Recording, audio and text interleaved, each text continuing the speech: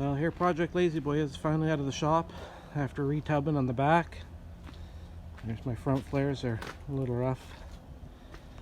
I did manage to get my back flares put on here. Not lining up very good yet. This is all thermal setting plastic, and I heated it up and formed it around yesterday, but it got cold last night and it's kind of warped a little bit, went back, so I'm going to have to go over that. The flare goes on the door, and when I close it, it covers up the gap here where I cut everything out, so it should keep mud from piling up inside the door. Not that we wheel that much mud, but sometimes when you're snow wheeling, the lower elevations are a little greasy. Basically, I cut this thing right to the top of the top body line here on the flare. I've actually narrowed the body up quite a bit here in the back. You can kind of see from the door there, it's actually a couple inches narrower now. It's trimmed right to the tail light, basically, other than the tire. One thing I don't have on here yet is my mud flaps. What I'm going to do right in behind here is sheet metal that's below the floor. I'm going to drill a hole through that and go right through and weld it to my frame rail, and then I'm just going to have a bar that sleeves, so my mud flaps will just slide straight in with just a quick pin dropping down that way. Be a little cleaner, a little more secure than hanging them off the back like I did. Changed the back door here so it hasn't been caved in. Going to try and keep that way. And then you can see the wheel wells here inside. The maximum height on them hasn't stretched or hasn't gone up. I never lifted them up, but I did slide them back, so I've got a couple inches more room out the back. So even with the 36s, I'm suspecting I could stretch my wheelbase a little, an inch or two, inch and a half, which is about all I really would like to do when I do my axle swap. Yeah. Other than that, she's pretty much back together. My fuel door set up here for the tank tuck.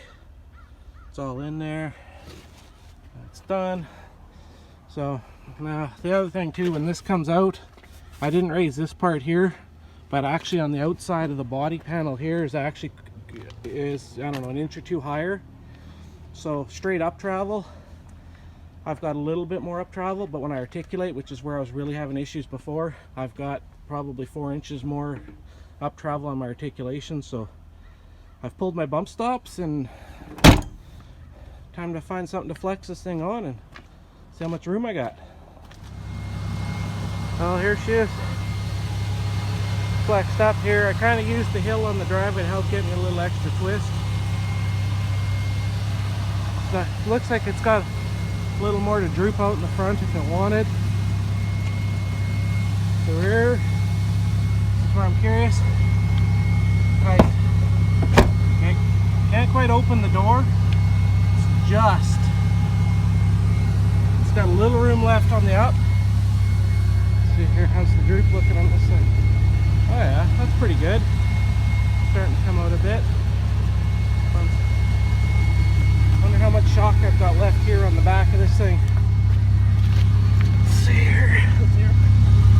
I've got, I'm gonna throw a little bit of bump stop in there. I've got, my shocks are down a little. But anyway, that's not too big a deal. A lot better. I'm happy enough with that. And let's see here. This side will be up in the fender here too. Oh no, I've got actually quite a bit more flex left yet. That side will actually push the fender up. It's not bump stop very good. Yeah, my bump stop's quite a ways off right there. So. Yeah, well, anyway, that's this installment of Lazy Boy. It's just, yeah. Anyway, she flexes a lot better than it used to could. Well, I want to point out here that although I am rubbing on the doors a little bit still, I am planning to do a one inch wheelbase stretch or so. If I play my stretch carefully, looking at the flex test, I think I can step right up to a 38-inch tire now. So I'm pretty happy about that. It's coming together good.